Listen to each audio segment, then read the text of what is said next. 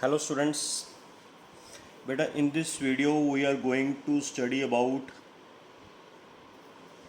a device named choke coil.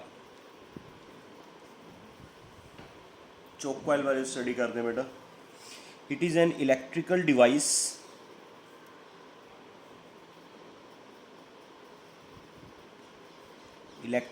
device with the help of which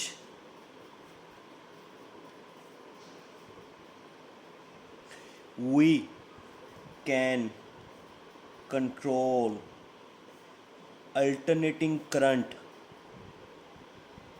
without loss of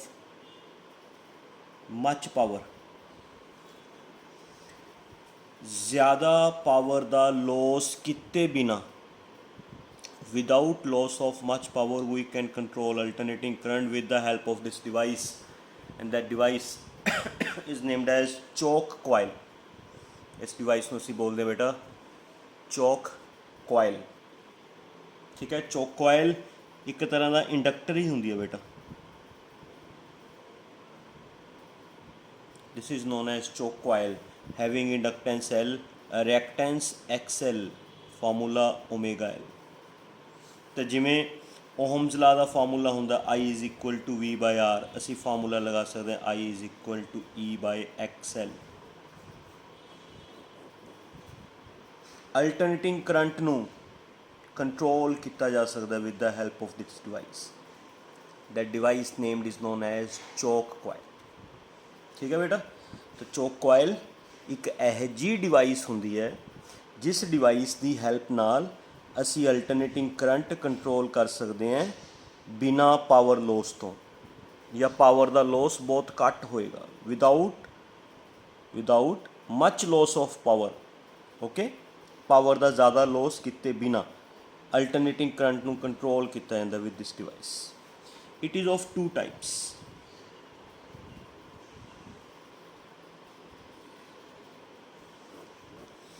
एक होंदी है air cored choke coil,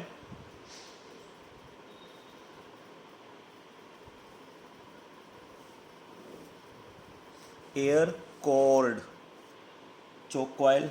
एक होंदी है आयरन कोड चोक कॉइल.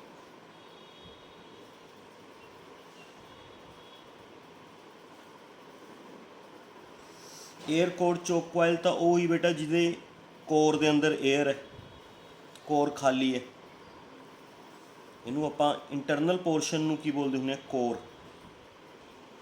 इस internal portion च एयर है, खाली है, that is air cored choke coil. Iron cored choke coil वही बेटा जिहदी कोर आयरन की बनी होएगी, मतलब एक वायर नू आयरन की रॉड उपर वाउंड किया गया होएगा. Iron like this. तो इस दे विच आ जिहड़ा इंटरनल पोर्शन है ये आयरन का बनया हुआ. It is iron cored choke coil. ये दो तरह की चोक कॉइल हुण क्योंकि यदी कोर खाली है, ये एल का formula mu not N square A by L. A हो गया area of cross section, L हो गई यदी लेंथ. ये फार्मूला तुसी पढ़िया होया बेटा, कित्थे पढ़िया सी ये formula? Unit 4th chapter 1st self induction वाले टॉपिक उस तो बाद करवाया सी मैं थोड़ा फार्मूला. अच्छा, यदी कोर खाली नहीं है, यदी कोर दे विच मीडियम है, इस करके यदा फार्मूला होएगा mu N square A by L. N होंदियां ने नंबर ऑफ टर्न्स, ए हो गया area of cross section, N हो गया नंबर ऑफ टर्न्स, एल हो गई यदी लेंथ. बस कला मीडियम का ही फर्क है. यदा म्यू नॉट लगेगा, ये मीडियम है तो म्यू लगेगा. हुण सानू पता है भी जिहड़ा म्यू है, mu upon mu naught is equal to mu R. तो mu is equal to mu naught into mu R, है ना. एग्रीड ना बेटा, mu is equal to mu naught into mu R. तो जिहड़ा ये एल का फार्मूला है ये आप लिख लें एयर कोड, ये लिख लें आयरन कोड एल आई. ये फार्मूला बन जाएगा बेटा mu R into mu not N square A by L. Mu की value mu naught into mu R. ठीक है, हम दोनों चो किहड़ी ज़्यादा होएगी बेटा, टेल मी, किहदा एल ज़्यादा होएगा, इहदा एल ज़्यादा होएगा या इहदा एल ज़्यादा होएगा। ਇਹਦੇ ਵਿੱਚ mu not N square A by L है, इस mu not N square A by L है, बट म्यू आर एक्सट्रा है। Mu r is always greater than 1, mu r हमेशा 1 तो ज़्यादा होंदा है, किसी भी मीडियम का म्यू आर 1 तो घट नहीं होंदा, mu r is always greater than 1। इस करके जिहड़ी एल आई है, ठीक है, एल आई ये एल ए नालों ज़्यादा होंदी। एयर कोर चोक कोइल की इंडक्टेंस आयरन कोर चोक कोइल की इंडक्टेंस नालों घट होंदी है। इहदी इंडक्टेंस घट होंदी है, इहदी इंडक्टेंस ज़्यादा होंदी है। ठीक है बेटा। अच्छा होर समझो केयरफुली, हुण आपां नूं जिवें देखो इस फार्मूले के according I is equal to E by X L है।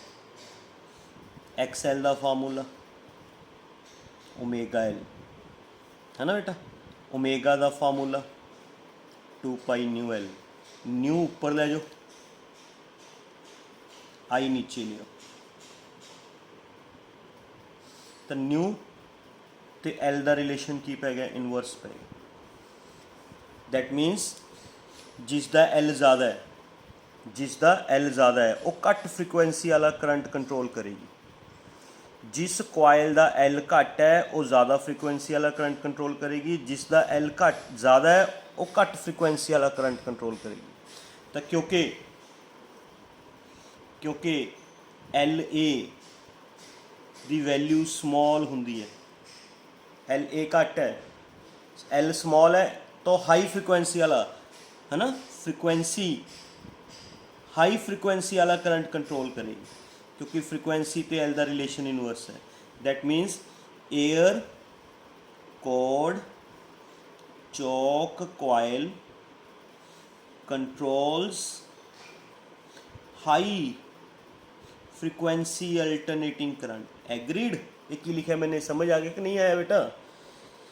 क्योंकि एयर कोर्ड चोक कोयल का एल घट है बेटा, एयर कोर्ड चोक कोयल का एल घट है, स्मॉल है ना, तो ये हाई फ्रीकुएंसी वाला करंट कंट्रोल करेगी। Air cored choke coil control alternating current जिहदी फ्रीकुएंसी हाई होवे।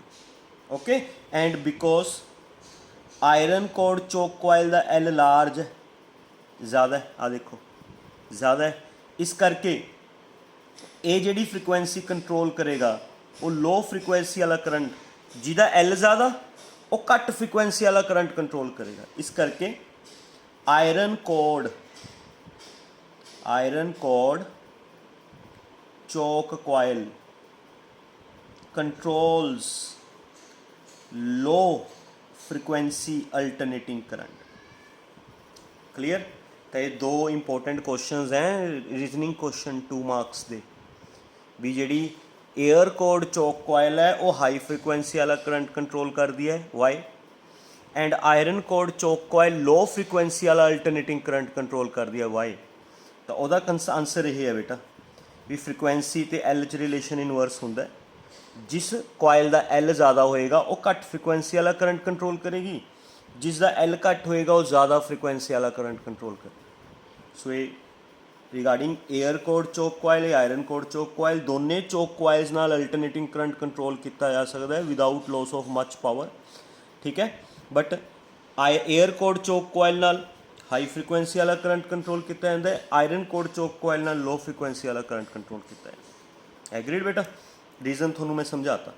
ओके, हुण पावर का लॉस कितना होएगा, पावर का लॉस ऑफ पावर। हुण बेटा because choke coil is a inductor and inductor च EMF leads from I by phase pi by 2 है ना। पावर लॉस का फार्मूला आपां नूं पता है EV cos phi, EV cos pi by 2, cos pi by 2 0, तो power loss 0। Without loss of power ਅਸੀਂ ਚੋਕ ਕੋਇਲ ਨਾਲ ਅਲਟਰਨੇਟਿੰਗ ਕਰੰਟ ਕੰਟਰੋਲ ਕਰ ਸਕਦੇ ਹਾਂ। ਬਟ ਬੇਟਾ ਇਹ concept, this concept is applicable for pure inductor ਜਾਂ pure choke coil है ना, ਜਿਹੜਾ pure inductor ਹੋਵੇ ਜਿਸ ਦੇ ਵਿੱਚ ਕੋਈ resistance ਨਾ ਹੋਵੇ, having no resistance। ਪਰ ਆਪਾਂ ਨੂੰ ਪਤਾ ਹੈ ਇਨ ਡੇਲੀ ਲਾਈਫ, ਧਿਆਨ ਨਾਲ ਸਮਝੋ ਬੇਟਾ ਇਹ ਪੁਆਇੰਟ, ਇਨ ਡੇਲੀ ਲਾਈਫ ਕੋਈ ਵੀ ਇੰਡਕਟਰ ਪਿਓਰ ਨਹੀਂ ਹੁੰਦਾ। no one inductor is pure, कोई भी इंडक्टर प्योर नहीं हुंदा। it possesses some resistance also, मतलब ਜਿਹੜੀ ਅਸੀਂ ਕੋਇਲ ਬਣਾਵਾਂਗੇ ਉਹ ਕੋਇਲ ਬੇਟਾ ਜਿਹੜੀ ਵਾਇਰ ਤੋਂ ਬਣਾਈ ਹੈ, ਵਾਇਰ ਤੋਂ, ਉਸ ਵਾਇਰ ਦੀ ਕੁਛ ਨਾ ਕੁਛ ਰੈਜ਼ਿਸਟੈਂਸ ਹੋਏਗੀ। ਤਾਂ ਇਸ ਕੋਇਲ ਦੀ ਇੰਡਕਟੈਂਸ ਵੀ ਹੋਏਗੀ ਐਂਡ ਇਸ ਕੋਇਲ ਦੀ ਜੋ ਵਾਇਰ ਹੈ, ਵਾਇਰ ਕਾਰਨ ਰੈਜ਼ਿਸਟੈਂਸ ਵੀ ਹੋਏਗੀ ਐਂਡ ਇੰਡਕਟੈਂਸ ਕਾਰਨ ਇਹਦਾ ਰੈਕਟੈਂਸ ਵੀ ਹੋਏਗਾ। ਦੋਨੇ ਚੀਜ਼ਾਂ ਹੋਣਗੀਆਂ, ਆਰ ਵੀ ਐਂਡ ਐਕਸਐਲ ਵੀ, है ना, क्योंकि आर भी है एक्सएल भी है, इस करके phase difference zero, sorry phase difference π/2 नहीं रहना, ये गलत हो जाएगा, क्योंकि फेज डिफरेंस π/2 सिर्फ किस च रहिंदा है, प्योर इंडक्टर च। प्योर इंडक्टर जिसका आर ज़ीरो होवे, सिर्फ एक्सएल होवे, एक्सएल उसका फेज डिफरेंस π/2 रहिंदा है। ਜਿਹੜਾ इंडक्टर प्योर है, जिसकी रजिस्टेंस नहीं है, सिर्फ इंडक्टेंस है, उसका फेज डिफरेंस π/2 रहता है। इसकी तो आर भी है एक्सएल भी है, तो यदा फेज डिफरेंस π/2 नहीं रहना, फेज डिफरेंस π/2 नहीं रहना, तो पावर लॉस ज़ीरो नहीं बनना। पावर लॉस ज़ीरो तो ही बनेगा ना जे फेज डिफरेंस π/2 होएगा, तो पावर लॉस ज़ीरो बनेगा। इस करके ਜਿਹੜਾ ਆ ਕੰਮ ਹੈ ਵੀ ਪਾਵਰ ਦਾ ਲੋਸ ਬਿਲਕੁਲ ਨਹੀਂ ਹੋਏਗਾ, it is only for paper work.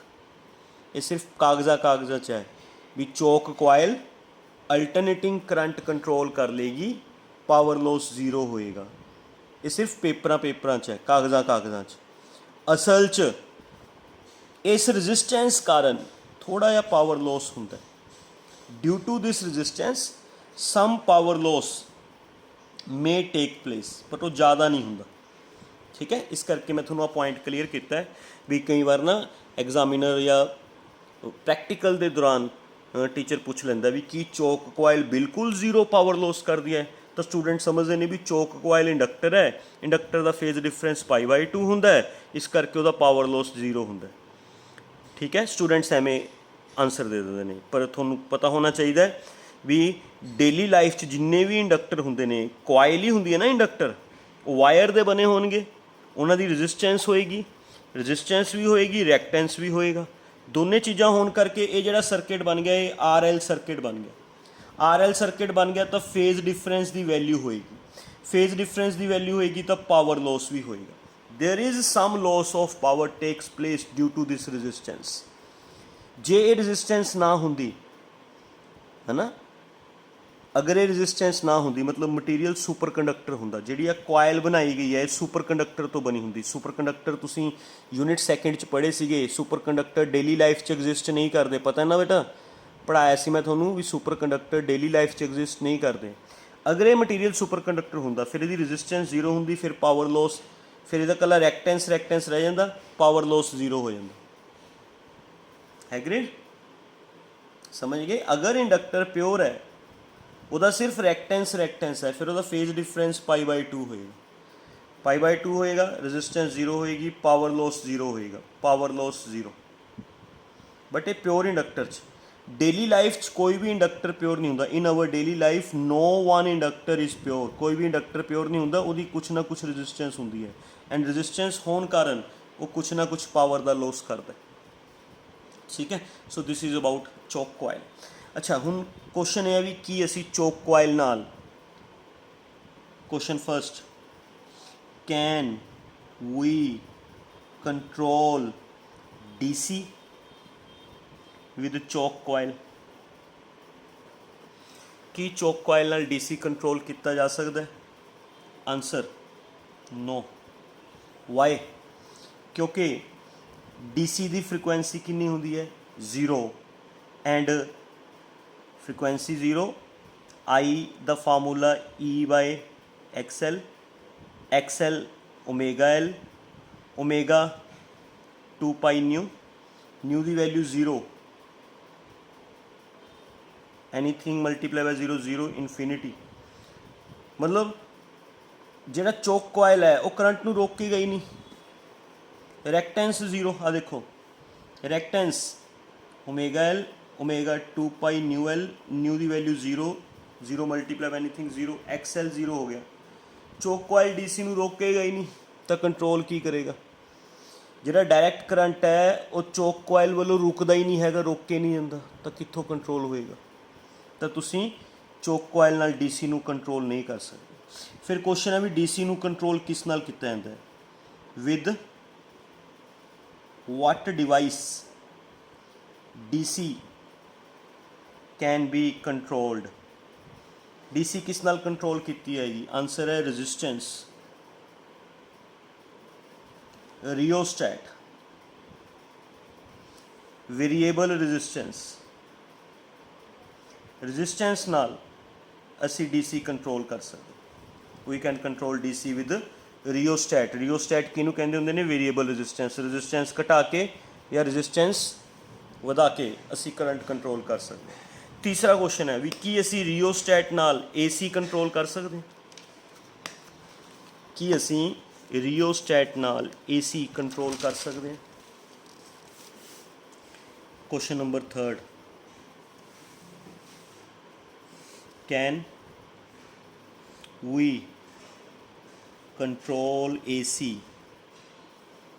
With rheostat? ये सारे क्वेश्चन थोड़े नोट्स लिखे हुए हैं बेटा। ओके, रियोस्टैट नाल यस, आंसर ही yes, but power loss is maximum. Power loss maximum होएगा। Why? Because rheostat is a resistance. Resistance दे विच फेज डिफरेंस 0 होंदा है बिटवीन E एंड I। पता है ना, E and I phase difference 0। Power loss EV IV cos 0, cos 0 1, maximum power loss होएगा। तो रियोस्टैट नाल अल्टरनेटिंग करंट कंट्रोल किया जा सकता, बट पावर लॉस मैक्सिमम होएगा। इस करके असी अल्टरनेटिंग करंट कंट्रोल करने वास्ते रियोस्टैट यूज़ नहीं करते। We can use choke coil. DC control करना है then we use rheostat, AC control करना है then we use choke coil. Question number fourth, can we use capacitor instead of choke coil for controlling AC? कि असी capacitor use कर सकते हैं चोक coil की जगह AC नू कंट्रोल करने वास्ते? आंसर ही यस, क्योंकि कैपेसिटर का भी रिएक्टेंस हुंदा है जिहड़ा फ्रीकुएंसी ते डिपेंड करता है। जिमें चोक कोयल का रिएक्टेंस हुंदा है वो भी फ्रीकुएंसी ते डिपेंड करता है, like XL omega L 2 pi nu L, ये भी फ्रीकुएंसी ते डिपेंड करता है, ये भी फ्रीकुएंसी ते डिपेंड करता है। एंड कैपेसिटर दे विच भी फेज डिफरेंस π/2 हुंदा है। कैपेसिटर, 4 कैपेसिटर पढ़ाया हुआ बेटा थोनू, प्योरली कैपेसिटिव सर्किट दे विच फेज डिफरेंस π/2 हुंदा है। Power loss EV IV cos π/2 0, इस भी पावर लॉस 0 होएगा, ज़्यादा पावर का लॉस नहीं होएगा। ठीक है, तो तुसी चोक कोयल की जगह कैपेसिटर भी यूज़ कर सकते। ਇਹ ਸੀਗਾ ਬੇਟਾ ਸਾਰਾ ਟੌਪਿਕ ਰਿਗਾਰਡਿੰਗ ਚੋਕ ਕੋਇਲ ਵੀ ਅਲਟਰਨੇਟਿੰਗ ਕਰੰਟ ਕਿਵੇਂ ਕੰਟਰੋਲ ਹੁੰਦਾ ਹੈ, ਡਾਇਰੈਕਟ ਕਰੰਟ ਕਿਵੇਂ ਕੰਟਰੋਲ ਹੁੰਦਾ ਹੈ, ਐਂਡ 에ਅਰ ਕੋਰ ਚੋਕ ਕੋਇਲ ਕੀ ਹੁੰਦੀ ਹੈ, ਆਇਰਨ ਕੋਰ ਚੋਕ ਕੋਇਲ ਕੀ ਹੁੰਦੀ ਹੈ, 에ਅਰ ਕੋਰ ਚੋਕ ਕੋਇਲ ਨਾਲ ਹਾਈ ਫ੍ਰੀਕੁਐਂਸੀ ਕਰੰਟ ਕਿਵੇਂ ਕੰਟਰੋਲ ਕੀਤਾ ਜਾਂਦਾ ਹੈ ਨਾ, ਐਂਡ ਆਇਰਨ ਕੋਰ ਚੋਕ ਕੋਇਲ ਨਾਲ ਲੋ ਫ੍ਰੀਕੁਐਂਸੀ ਕਰੰਟ ਕਿਵੇਂ ਕੰਟਰੋਲ ਹੁੰਦਾ, ਉਹ ਸਾਰੀ ਐਕਸਪਲੇਨੇਸ਼ਨ ਹੈ ਬੇਟਾ। ਠੀਕ ਹੈ, ਕਿਹਦਾ ਸੈਲਫ ਇੰਡਕਟੈਂਸ ज़्यादा ਹੋਏਗਾ, ਕਿਹਦਾ ਸੈਲਫ ਇੰਡਕਟੈਂਸ ਘੱਟ ਹੋਏਗਾ, ਇਹ ਸਾਰਾ ਕੁਝ ਐਕਸਪਲੇਨ ਕਰਤਾ। ਪਾਵਰ ਲੋਸ 0 ਹੋਏਗਾ ਹੈ ਨਾ, ਇਹ ਸਾਰਾ ਐਕਸਪਲੇਨ ਕਰਤਾ ਬੇਟਾ ਤੁਹਾਨੂੰ। Okay, now we move to last topic of 4.2। 4.2 ਦਾ ਲਾਸਟ ਟॉपिक ਹੈ LC oscillations।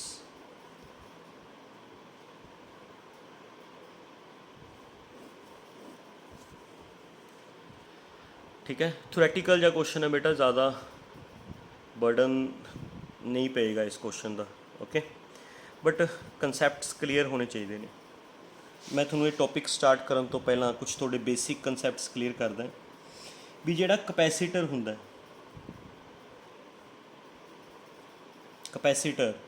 कैपेसिटर जो चार्ज है बेटा, चार्ज तो उस दे विच इलैक्ट्रिक फील्ड डिवेलप होंदा है एंड कैपेसिटर च एनर्जी आती है। ये 3 फार्मूले किए सी, half CV², half Q²/C, half QV। ये एनर्जी इलैक्ट्रिक फील्ड की फॉर्म च आती है, in the form of electric field. So इस एनर्जी नूं इलैक्ट्रिकल एनर्जी कहते हैं। Energy stored inside capacitor is in the form of electric field, so its energy is known as electrical energy. And inductor मैं अपनी previous video च दस्सिया सी तुहानूं, inductor च जो करंट फ्लो करता है ये अंदर मैगनैटिक फील्ड प्रोड्यूस होंदा है, मैगनैटिक फील्ड। तो इस दे विच एनर्जी आती है मैगनैटिक एनर्जी, फार्मूला कल बनाया सी। The energy stored inside capacitor is in the form of electric field, so its energy is known as electrical energy, formula थोनू होता है। And energy stored inside inductor is in the form of magnetic field, so it is known as magnetic energy, half Li node square। कितना ना बेटा, तो जिमें सुनो, जदों pendulum oscillate करदा, this is a pendulum, when it oscillates, that is mean position, first extreme position, second extreme position। ठीक है, समझ गए ना। जदों मीन पोजीशन ते पेंडुलम च किहड़ी एनर्जी हुंदी है बेटा, काइनेटिक एनर्जी। जदों मीन पोजीशन तो एक्सट्रीम पोजीशन वाल जाता है, it's kinetic energy converts into kinetic energy converts into potential energy.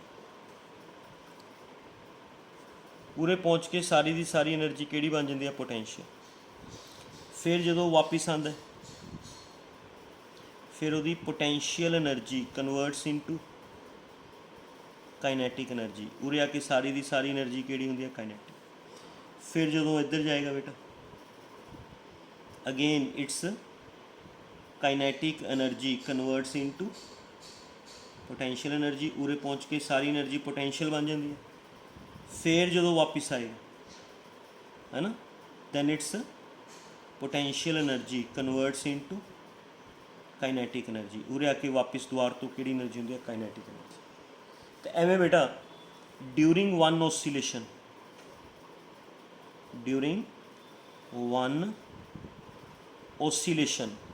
एक ओसीलेशन के दौरान काइनेटिक एनर्जी पहला किस कन्वर्ट हुई, पोटेंशियल एनर्जी।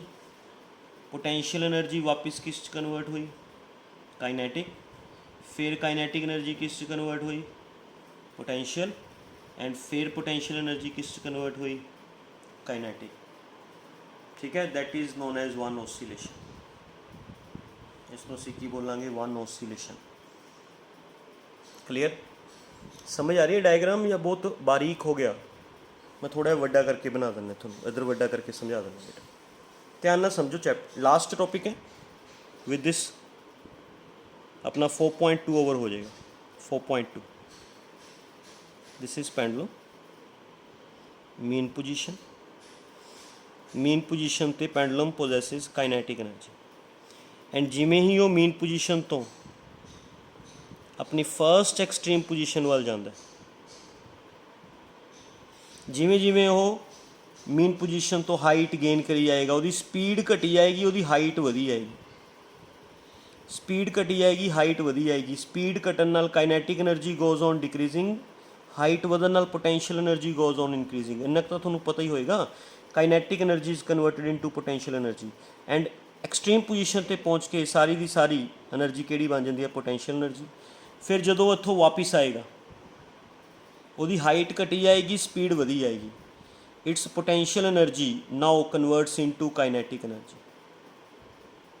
उरे पहुँच के सारी दी सारी एनर्जी काइनेटिक हो जाएगी। फिर जदों वो सैकेंड एक्सट्रीम वाल जाएगा, इधर second extreme position, kinetic energy इधर एक्सट्रीम मीन पोजीशन तो सैकेंड एक्सट्रीम वाल जाएगा। Then again kinetic energy converts into potential energy and फिर जो वापस आएगा again its potential energy converts into kinetic energy.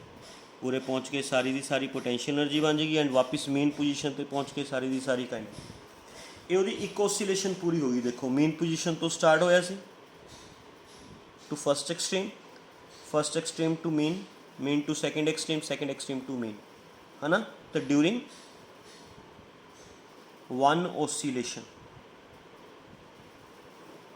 है ना, kinetic energy converts into potential energy, potential energy reconverts into kinetic energy, है ना बेटा।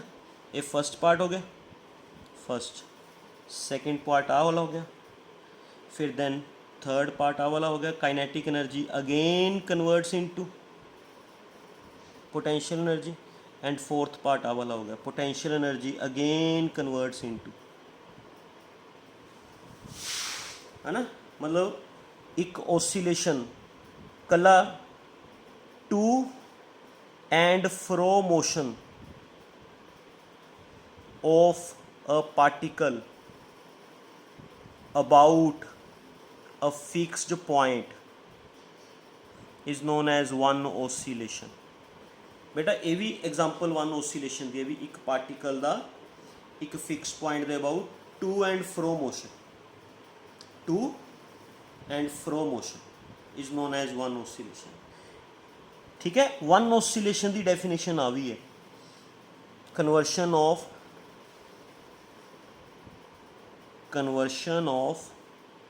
One type of energy into another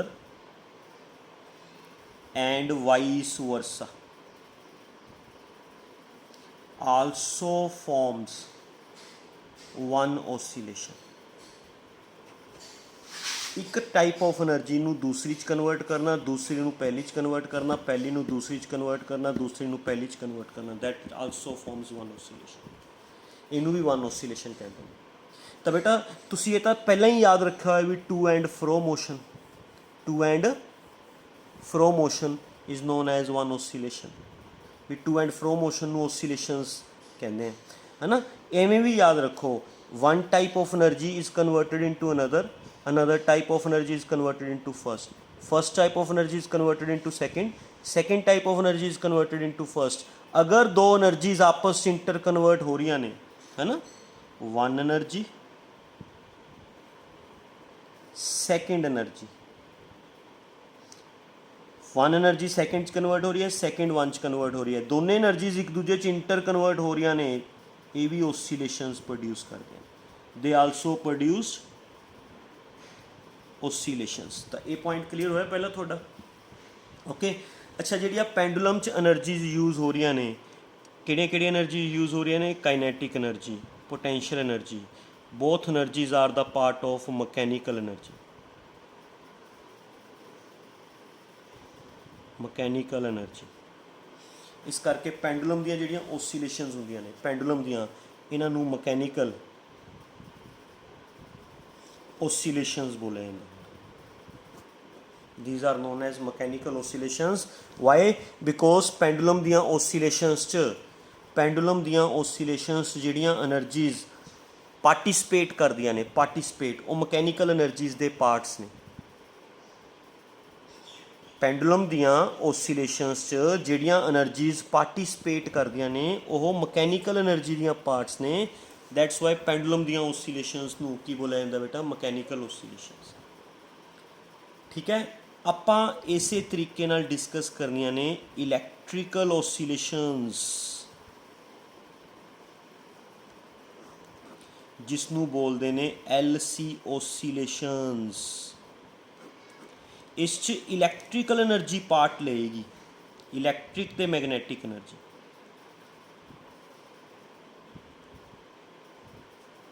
ਇਹ ਵਾਲੀਆਂ એનર્ਜੀਜ਼ ਪਾਰਟ ਲੈਣਗੀਆਂ ਠੀਕ ਹੈ ਜਿਵੇਂ ਇੱਧਰ ਕਾਈਨੈਟਿਕ ਤੇ ਪੋਟੈਂਸ਼ੀਅਲ એનર્ਜੀ ਇੰਟਰ ਕਨਵਰਟ ਹੁੰਦੀਆਂ ਸੀ ਇੱਥੇ ਇਲੈਕਟ੍ਰੀਕਲ એનર્ਜੀ ਤੇ ਮੈਗਨੈਟਿਕ એનર્ਜੀ ਇੰਟਰ ਕਨਵਰਟ ਹੋਣਗੇ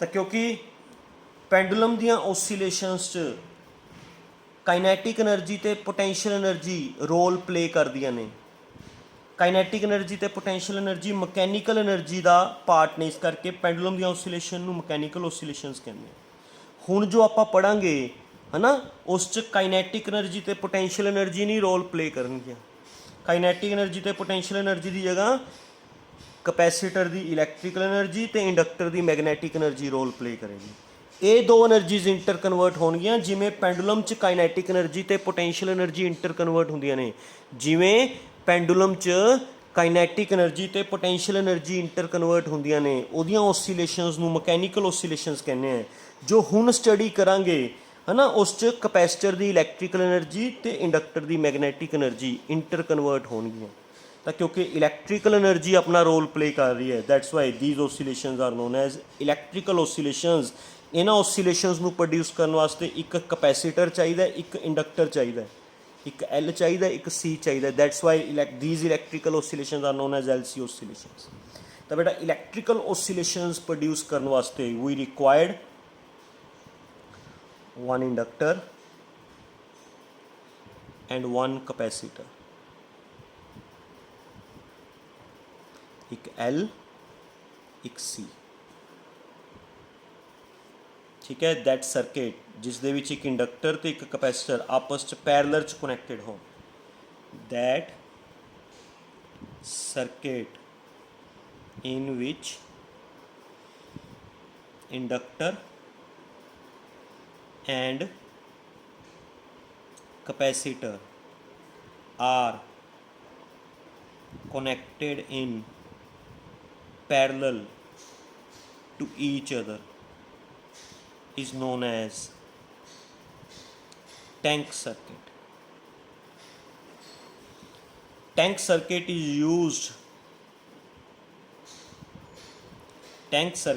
used for producing LC oscillations. Why? So these oscillations are electrical. Why? Because ਇਹਨਾਂ 'ਚ electrical energy role play ਕਰੇਗੀ. Why these electrical oscillations are known as LC oscillations? Because ਇਹਨਾਂ oscillations ਨੂੰ produce ਕਰਨ ਵਾਸਤੇ ਇੱਕ L ਚਾਹੀਦਾ ਇੱਕ C ਚਾਹੀਦਾ ਆਪਾਂ ਪਹਿਲਾਂ ਕਿਸੇ ਨਾ ਕਿਸੇ ਤਰੀਕੇ ਨਾਲ ਕਪੈਸੀਟਰ ਨੂੰ ਚਾਰਜ ਕਰ ਦਾਂਗੇ with the help of battery once we can charge the capacitor ਜਿਵੇਂ ਪੈਂਡੂਲਮ ਦੀਆਂ ਓਸੀਲੇਸ਼ਨ ਸਟਾਰਟ ਕਰਨ ਵਾਸਤੇ ਤੁਹਾਨੂੰ ਇੱਕ ਵਾਰੀ ਬੋਬ ਪੁਸ਼ ਕਰਨਾ ਪਏਗਾ ਨਾ ਇੱਕ ਵਾਰੀ ਉਸ 'ਤੇ ਫੋਰਸ ਲਗਾਉਣੀ ਪਏਗੀ ਉਹਨੂੰ ਪੁਸ਼ ਕਰਨਾ ਪਏਗਾ ਉਵੇਂ ਇੱਕ ਵਾਰੀ ਕਪੈਸੀਟਰ ਚਾਰਜ ਕਰਨਾ ਪਏਗਾ ਜਦੋਂ ਤੁਸੀਂ ਇੱਕ ਵਾਰੀ ਕਪੈਸੀਟਰ ਚਾਰਜ ਕਰਤਾ ਇਸ 'ਚ ਇਲੈਕਟ੍ਰੀਕਲ એનર્ਜੀ ਆ ਜਾਏਗੀ ਕਿੰਨੀ એનર્ਜੀ ਆ ਜਾਏਗੀ ਹਾਫ CV² ਠੀਕ ਹੈ ਫਿਰ ਇਹ ਹੌਲੀ ਹੌਲੀ ਕਪੈਸੀਟਰ ਆਪਣੇ ਆਪ ਨੂੰ ਡਿਸਚਾਰਜ ਕਰੇਗਾ ਇਹਦੀ ਇੱਕ ਪਲੇਟ 'ਤੇ ਪੋਜ਼ਿਟਿਵ ਚਾਰਜ ਹੈ ਇੱਕ ਪਲੇਟ 'ਤੇ ਨੈਗੇਟਿਵ ਚਾਰਜ ਹੈ ਇਹਦਾ ਮਤਲਬ ਇਹ ਹੈ ਵੀ जिस प्लेट पर नैगेटिव चार्ज है उस को इलैक्ट्रॉन्स ज़्यादा ने जिस प्लेट पर पॉजिटिव चार्ज है उस को इलैक्ट्रॉन्स घट ने यही मीनिंग होया ना बेटा भी आ वाली प्लेट पॉजिटिवली चार्ज है इस ते इलैक्ट्रॉन्स घट हैं इस ते इलैक्ट्रॉन्स ज़्यादा ने तो इधरों इलैक्ट्रॉन्स फ्लो होना स्टार्ट होंगे इधर बेटा जो आ इलैक्ट्रॉन्स फ्लो होंगे है ना, तो सर्किट च करंट बनेगा। करंट आप शो करते होंगे from positive to negative, unit second च समझाया सी थोनू, है ना। जो करंट फ्लो होएगा तो ये अंदर मैगनैटिक फील्ड प्रोड्यूस होएगा, मैगनैटिक फील्ड प्रोड्यूस होएगा, दैट मीनस ये जी इलैक्ट्रिकल एनर्जी है वो इंडक्टर की मैगनैटिक एनर्जी च कन्वर्ट होएगी।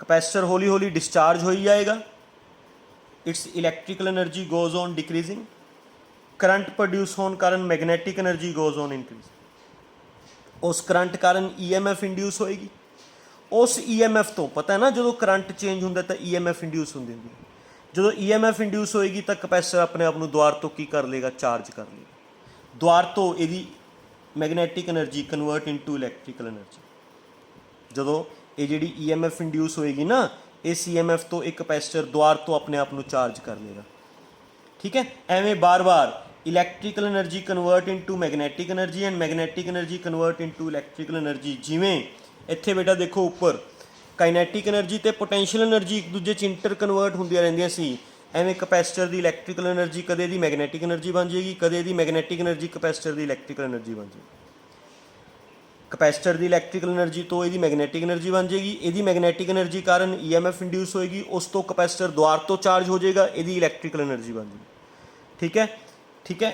इन्हां दे विच इलैक्ट्रिकल एनर्जी ने अपना रोल प्ले किया, दैट्स वाई ये जिहड़ियां ओसीलेशनस प्रोड्यूस हो रही ने, इन्हां नूं इलैक्ट्रिकल ओसीलेशनस बोलांगे या LC ओसीलेशनस बोलांगे, ठीक है। तो जिमें मकैनिकल ओसीलेशनस हैं, mechanical oscillations are produced by pendulum या by spring, electrical oscillations are produced by tank circuit, this is tank circuit, ठीक है। ये जिहड़ी ओसीलेशनस प्रोड्यूस होणगियां तुसीं इन्हां दी फ्रीकुएंसी फाइंड कर सकते हो 1/2 पाई रूट ऑफ LC वाला फार्मूला लगा के। ये फार्मूला रेजोनेंस फ्रीकुएंसी वाले टॉपिक च बनाया सी आपां ने बेटा, इहदा L पुट करके इहदी C की वैल्यू पुट करके आपां फ्रीकुएंसी फाइंड आउट कर सकते हैं भी किन्ने फ्रीकुएंसी दियां ये ओसीलेशनस प्रोड्यूस होणगियां, किन्ने फ्रीकुएंसी दियां ये ओसीलेशनस प्रोड्यूस होणगियां, ठीक है। So these are known as LC oscillations, means LC oscillations are the electrical oscillations which are produced with the help of tank circuit, ठीक है। in these oscillations electrical energy of capacitor converts into magnetic energy of inductor and magnetic energy of inductor converts into electrical energy of capacitor again and vice versa. In this way oscillations are produced and these oscillations are known as electrical oscillations. इन्हां दी frequency असीं ये फार्मूले नाल find out कर सकते हैं, clear? So this is about LC oscillations. इन बारे थोड़ा जिहा होर दस रहा बेटा मैं तुहानूं, थोड़ा जिहा लिटल बिट, बस फिर चैप्टर ओवर है, थोड़ा जिहा होर डिस्कस कर लैंदे। ओसीलेशनस डैम्पड भी होंदियां ने, अनडैम्पड भी होंदियां ने, +1 च पढ़िया होया तुसीं बेटा, ठीक है। ओसीलेशनस डैम्पड भी होंदियां ने, अनडैम्पड भी होंदियां ने। डैम्पड किहड़ियां होंदियां ने, अनडैम्पड किहड़ियां होंदियां, डैम्पड ओसीलेशनस किहड़ियां होंदियां ने बेटा, अनडैम्पड ओसीलेशनस किहड़ियां होंदियां ने। 10+1 च पढ़िया होया, यूनिट 10th च, जिहड़ियां ओसीलेशनस दा एंपलीट्यूड हौली हौली घटी जाए, हौली हौली घटी जाए, फाइनली वो खत्म हो जाए, amplitude continuously goes on decreasing, उन्होंने ओसीलेशनस को डैम्प्ड कहते हैं। एंपलीट्यूड घटता है due to loss of energy, ठीक है। बट अगर एंपलीट्यूड कांस्टेंट रहे, एंपलीट्यूड कांस्टेंट रहे like this, there is no loss of energy takes place, किसी तरह की कोई एनर्जी का लॉस ना हो तो एंपलीट्यूड कांस्टेंट रहता है। तो बेटा जिहड़ियां आह वालियां ओसीलेशनस है इलैक्ट्रिकल ओसीलेशन, ये विच ना आ जिहड़ियां वायर्स हैं, वायर्स, इन्हां वायर्स की रजिस्टेंस होंदी है, रजिस्टेंस कारण जो इस चों करंट फ्लो करता है हीट प्रोड्यूस होंदी है, हीट, तो हीट सराउंडिंग च लॉस होंदी है, that heat is lost in the surrounding, loss होएगी तो इन्हां दी एनर्जी डिक्रीज होएगी, ਹੌਲੀ ਹੌਲੀ ਕਰਕੇ ਇਹਨਾਂ ਦੀ એનર્ਜੀ ਘਟੀ ਜਾਏਗੀ। ਮਤਲਬ ਜਿੰਨੀ ਕਪੈਸਿਟਰ ਦੀ એનર્ਜੀ ਹੈ, ਅਗਰ ਕਪੈਸਿਟਰ ਦੀ એનર્ਜੀ 20 ਜਾਊਲ ਹੈ ਤਾਂ ਇਹਦੀ ਕਿੰਨੀ ਬਣੇਗੀ 19, ਘਟ ਜਾਏਗੀ। ਅਗਲੀ ਵਾਰ ਇਹਦੀ ਕਿੰਨੀ ਬਣੇਗੀ 18, ਅਗਲੀ ਵਾਰ ਇਹਦੀ ਕਿੰਨੀ ਬਣੇਗੀ 17 ਜਾਊਲ। ਐਵੇਂ ਹੌਲੀ ਹੌਲੀ ਘਟੀ ਜਾਏਗੀ due to this loss of energy. ਇਸ ਕਰਕੇ ਜਿਹੜੀਆਂ ਇਹ ਓਸੀਲੇਸ਼ਨਸ ਹੈ, ਇਹ ਓਸੀਲੇਸ਼ਨਸ ਡੈਂਪਡ ਓਸੀਲੇਸ਼ਨਸ ਹੁੰਦੀਆਂ ਨੇ, ਕਿਉਂਕਿ એનર્ਜੀ ਦਾ ਲੋਸ ਹੁੰਦਾ ਰਹਿੰਦਾ ਹੈ ਡਿਊ ਟੂ ਰੈਜ਼ਿਸਟੈਂਸ ਕਾਰਨ ਵਾਇਰਸ 'ਚ ਹੀਟ ਪ੍ਰੋਡਿਊਸ ਹੁੰਦੀ ਹੈ ਐਂਡ ਉਹ ਹੀਟ ਸਰਾਊਂਡਿੰਗ 'ਚ ਲੋਸ ਹੁੰਦੀ ਹੈ ਨਾ। ਉਸ ਲੋਸ ਕਾਰਨ એનર્ਜੀ ਦਾ ਲੋਸ ਹੁੰਦਾ ਰਹਿੰਦਾ ਹੈ, ਐਂਪਲੀਟਿਊਡ ਘਟਦਾ ਰਹਿੰਦਾ ਹੈ। ਇਸ ਕਰਕੇ ਜਿਹੜੀਆਂ ਇਹ ਓਸੀਲੇਸ਼ਨਸ ਹੈ ਡੈਂਪਡ ਹੁੰਦੀਆਂ ਨੇ। These oscillations are damped. But ਅਗਰ ਤੁਸੀਂ ਇਹਨਾਂ ਨੂੰ ਜਿੰਨਾ એનર્ਜੀ ਦਾ ਲੋਸ ਹੋ ਰਿਹਾ ਹੈ ਓਨੀ એનર્ਜੀ ਬਾਹਰੋਂ ਕੰਟੀਨਿਊਸਲੀ ਦੇਈ ਜਾਓ ਇਨ ਸੇਮ ਫੇਜ਼। 1 ਜਾਊਲ એનર્ਜੀ ਦਾ ਮੰਨ ਲਓ ਲੋਸ ਹੋ ਰਿਹਾ ਹੈ ਤਾਂ ਹਰ ਵਾਰ ਬਾਹਰੋਂ ਤੁਸੀਂ ਇਹਨੂੰ 1 ਜਾਊਲ એનર્ਜੀ ਦੇ ਦਿਓ ਇਨ ਸੇਮ ਫੇਜ਼। ਫਿਰ ਇਹਦੀ એનર્ਜੀ ਕਾਂਸਟੈਂਟ ਰਹੇਗੀ, એનર્ਜੀ ਕਾਂਸਟੈਂਟ ਰਹੇਗੀ, ਐਂਪਲੀਟਿਊਡ ਕਾਂਸਟੈਂਟ ਰਹੇਗਾ। ਐਂਪਲੀਟਿਊਡ ਕਾਂਸਟੈਂਟ ਰਹੇਗਾ ਤਾਂ ਇਹ ਓਸੀਲੇਸ਼ਨਸ ਅਨਡੈਂਪਡ ਹੋ ਜਾਣਗੀਆਂ, ਹੈ ਨਾ, ਨਹੀਂ ਰੁਕਣਗੀਆਂ। ਅਨਡੈਂਪਡ ਓਸੀਲੇਸ਼ਨਸ ਮਤਲਬ ਕਿ ਟੈਂਕ ਸਰਕਿਟ ਦੀਆਂ ਜਿਹੜੀਆਂ ਓਸੀਲੇਸ਼ਨਸ ਹੈ ਇਹ ਡੈਂਪਡ ਹੁੰਦੀਆਂ ਨੇ, ਬਟ ਅਸੀਂ ਬਾਹਰੋਂ એનર્ਜੀ ਦੀ ਕੰਟੀਨਿਊਸ ਸਪਲਾਈ ਦੇ ਕੇ, ਬਾਹਰੋਂ એનર્ਜੀ ਦੀ ਕੰਟੀਨਿਊਸ ਸਪਲਾਈ ਦੇ ਕੇ, ਸਮਝ ਗਏ ਨਾ, ਬਾਹਰੋਂ એનર્ਜੀ ਦੀ ਕੰਟੀਨਿਊਸ ਸਪਲਾਈ ਦੇ ਕੇ ਅਸੀਂ ਇਹਨਾਂ ਨੂੰ ਅਨਡੈਂਪਡ ਬਣਾ ਸਕਦੇ ਹਾਂ। Clear? So these are the concepts about LC oscillations. Hope you understand very well. Thank you very much.